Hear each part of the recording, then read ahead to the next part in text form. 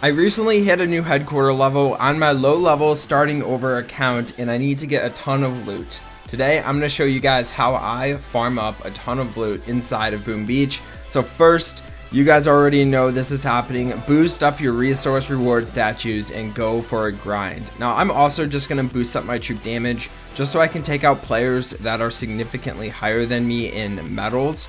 You don't have to boost up offensive statues, but if you want loot, you really should be boosting up your resource reward statues when you do attacks. Now, if you don't have instant training, it makes it a little bit more difficult, and I would recommend loading up a tank combination because you'll lose less troops, but you have to keep in mind that if you use tanks, you're going to be able to defeat less players than if you bring warriors. Warriors are stronger than tanks, and if you bring warriors over tanks, you'll be able to defeat harder players. Now, there are bases where tanks are going to work perfectly fine. This does not look good for me because I just lost to this player who's only a level 50. I'm going to attack them again. I made a mistake on my last smoke. I was just being too careless.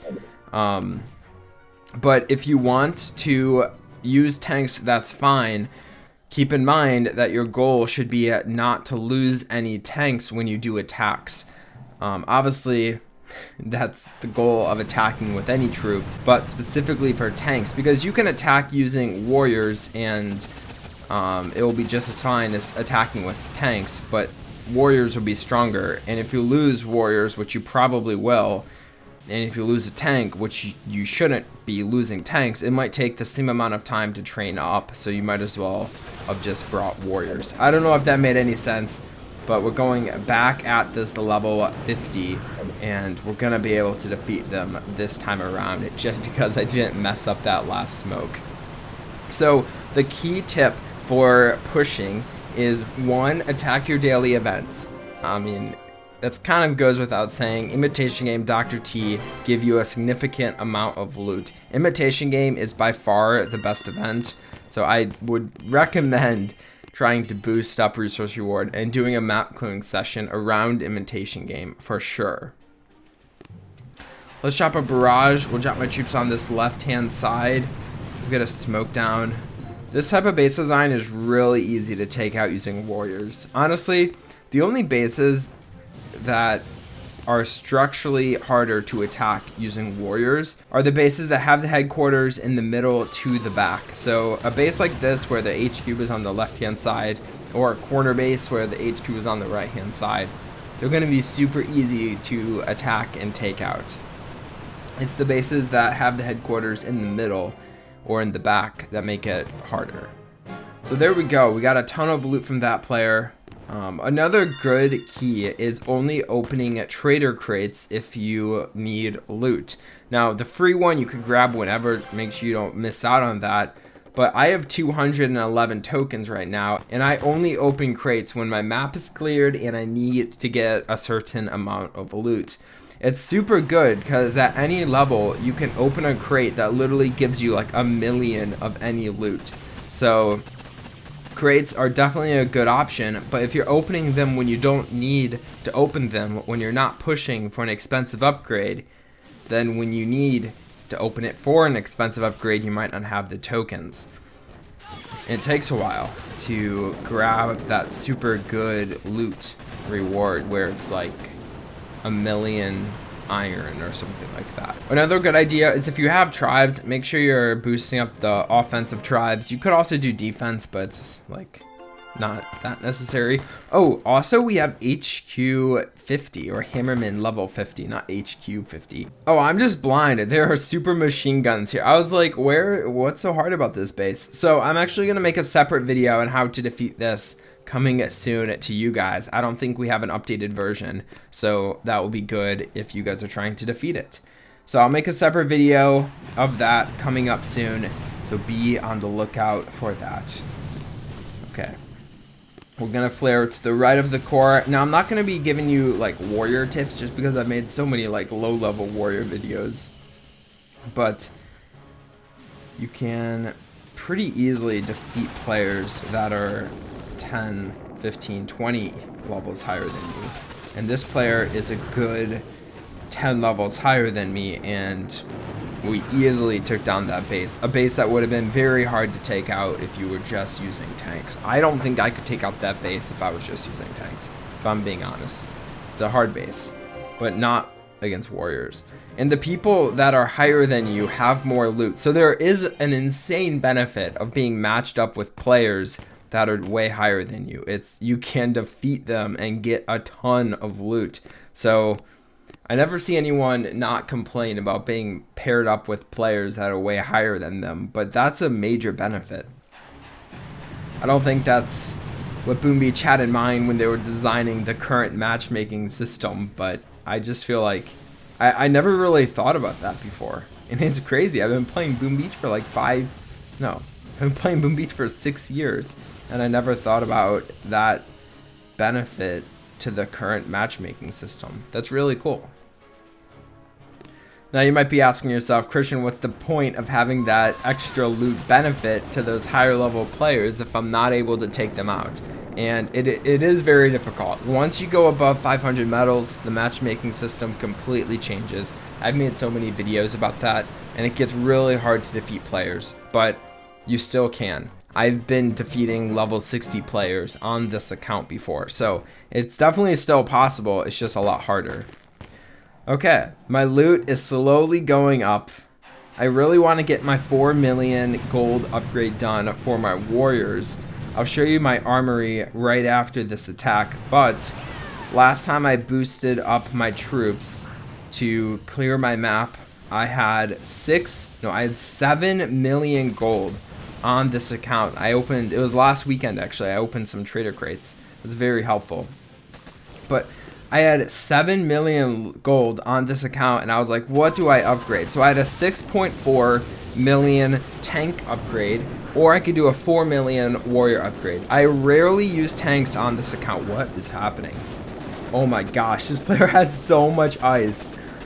What? Okay, I'm probably just gonna find a new opponent.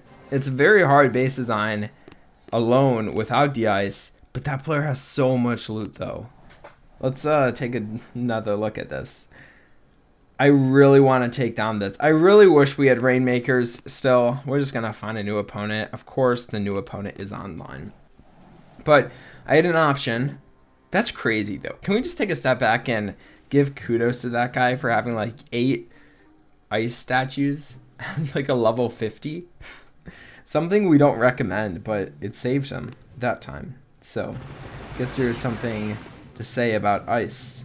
Anyway, I had a choice between a 4 million gold upgrade with something I use every day or every video on this account, or I could do a 6.4 million gold upgrade with a troop that I don't really use that often, but I do use once in a while.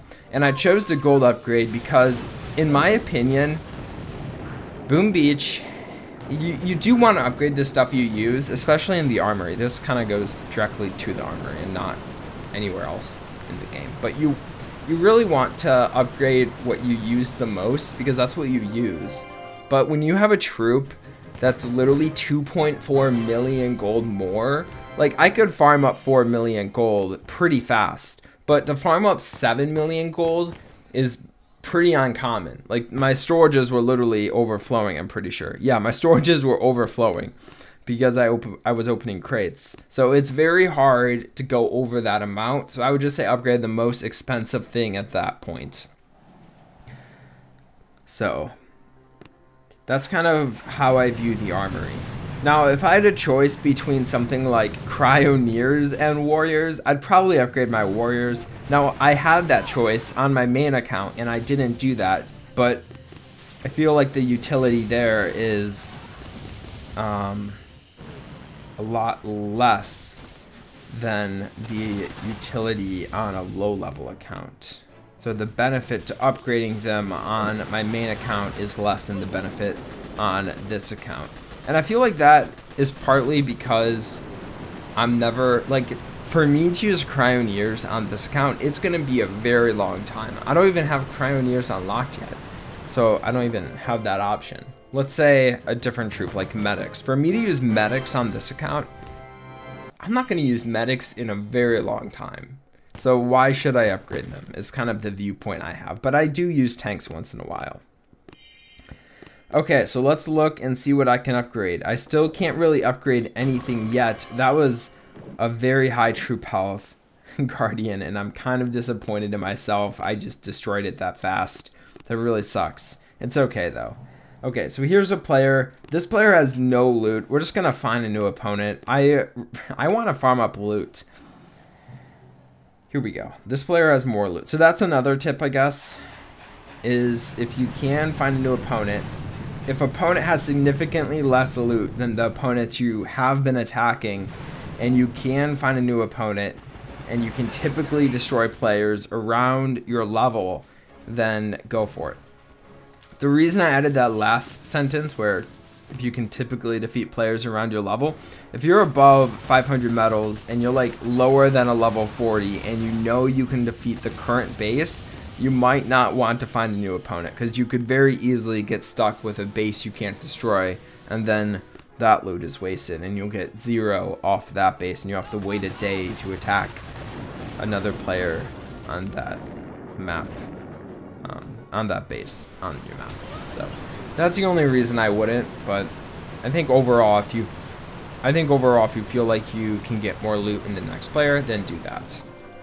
So I'm getting very close to my landing craft upgrade. Let's see how much I'm away from. So I need about 170,000 more iron. Gearheart is not having any iron today. Okay, so this is, dang it, if only I had critters. This is an interesting base. I'm actually gonna attack it. I'm not typically one to tell people to attack shield generator bases, but I'm gonna like grab a ton of energy here, and I'll be fine. Like a few rocket launchers isn't really gonna do much to my warriors, which literally heal themselves. And I can also spend some energy dropping medkits, but I don't really think that's necessary. So this is why I tell you to intermingle your defenses with your, okay, get a few more. We'll flare over now. This is why I tell you to intermingle. I just need to make sure I don't lose all my warriors here, though, because some of the rocket launchers targeted my warriors and took down quite a few. But that's why you want to intermingle your support / offensive buildings with your defenses. There we go. We'll drop a flare to the core. We're gonna sit right above the core. We have a decent amount of energy. I honestly didn't lose that many troops, and now we can drop 2 shocks, shock launcher and hot pot, and we're gonna destroy this player very fast.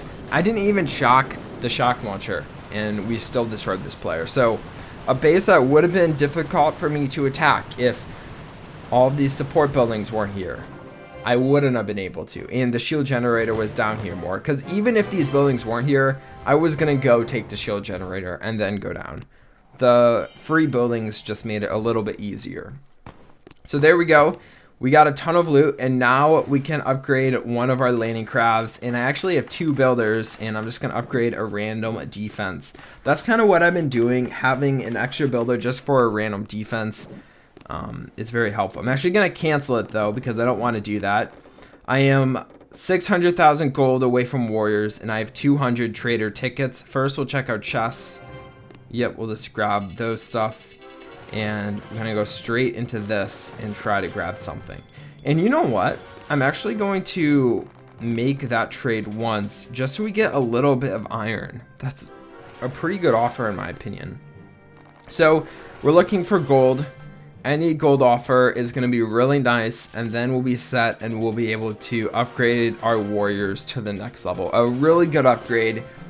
Getting warrior upgrades really make a difference. Come on. Dang it, that was the one. Okay, we just have to keep opening stuff. There was 1,000,000 wood right there. It is taking longer than usual to get gold though, which is kind of annoying. There we go. There's 300,000 gold. That should be enough to upgrade. Yep. There we go. Warriors are now going to level 14. That's awesome. I'm so glad. I forgot how much one of these were. I'm just gonna gym up one boat of warriors. 500,000 iron. We're actually going to do this. So we're going to do this 2 more times. Perfect. And then we're going to open up a few of these and get more loot. We're going to be able to get 2 landing crabs done at one time. Something that's typically a little bit risky, but it should be fine. So we're just going to keep opening here. I don't remember how much loot it was. How much was it? Oops. Okay, so we need 44,000 more. We need 44,000 more stone. So that should be 1 more creative stone and we'll be able to get 2 landing crabs. There we go. Beautiful. We'll get this landing craft going. And that is how you have a successful farming session. That's 2 landing crabs done in 1 video. Literally took me 15 minutes. So I hope you enjoyed. Please drop a like if you did. And I'll talk to you guys next time. Bye.